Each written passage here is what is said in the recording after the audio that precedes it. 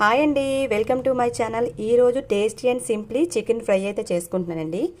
దీనికి కావాల్సిన పదార్థాలు: హాఫ్ కేజీ చికెన్ తీసుకొని ఫుల్గా క్లీన్ చేయాలండి. పసుపు వేసి క్లీన్ చేసుకోండి. అలాగే ఆ చికెన్ని వేరే బౌల్లో తీసుకొని అల్లం వెల్లుల్లి పేస్టు, ధనియాల పొడి, జీలకర్ర పొడి, గరం మసాలా పొడి, కారం, హాఫ్ టీ స్పూన్ పసుపు, రుచికి తగినంత సాల్ట్ వేసుకొని ఫుల్గా మిక్స్ చేసుకొని 15 మినిట్స్ నాననివ్వాలండి చికెన్ని.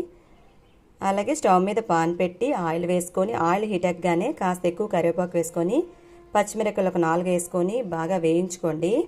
వేయించుకున్న తర్వాత ఏదైతే మిక్స్ చేసుకున్న చికెన్ని కూడా వేయించుకున్న కరివేపాకు పచ్చిమిరపకాయల్లో వేసేయాలండి. అందులో చికెన్లో ఉన్న వాటర్ అంతా కూడా సెపరేట్ అయినంత వరకు వేయించుకోండి. చాలా తొందరగా సింప్లీగా అయిపోద్దండి. 20 మినిట్స్లో అయితే చికెన్ ఫ్రై అయిపోద్ది. చాలా టేస్టీ చికెన్ ఫ్రై అయితే అయిపోయింది ఫ్రెండ్స్. ఈ వీడియో నచ్చితే లైక్, షేర్, సబ్స్క్రైబ్ చేయండి.